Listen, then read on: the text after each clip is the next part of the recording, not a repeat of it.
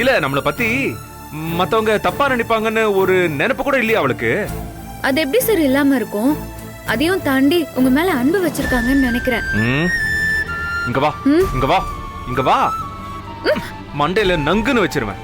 நானும் பார்த்துக்கிட்டே இருக்கேன். எப்ப பாரு அவளுக்கே சப்போர்ட் பண்ணிக்கிட்டு இருக்க நீ.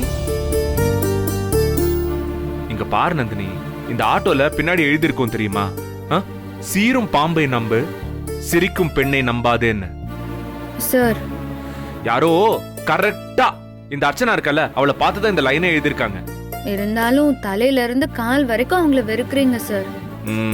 புரிஞ்சா சரி. நந்தினி கொஞ்சம் பக்கத்துல வாயேன். இங்க வாயேன், வா. சொல்லுங்க சார். நந்தினி, இப்போ நீ எனக்கு ஒரு ஃபேவர் பண்ணணும். அதுக்கு முன்னாடி எனக்கு ஒரு ப்ராமிஸ் பண்ணணும். சொல்லுங்க சார். எனக்கு கொஞ்ச நேரமா வாயெல்லாம் நம்மன்னு இருக்கு. எனக்கு இப்போ ஒரு தம் அடிக்கணும். ஆனா இங்க பாரு, இந்த கையை வச்சுக்கிட்டு நான் எப்படி அடிக்கிறது?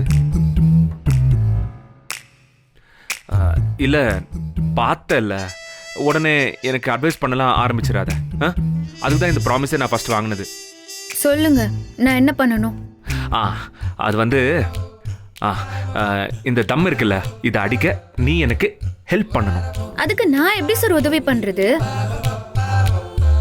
உங்க வாய், உங்க பீடி. பீடி இல்ல, சிகரெட். ஓகேவா? நான் சொல்றத கொஞ்சம் கேளு. நான் இந்த ரைட் ஹேண்ட்லயே தம் அடிச்சு பழகிட்டேனா, லெஃப்ட் ஹேண்ட்ல அடிக்கிறதுக்கு ஒரு சாட்டிஸ்ஃபேக்ஷனாவே இருக்காது. அதனால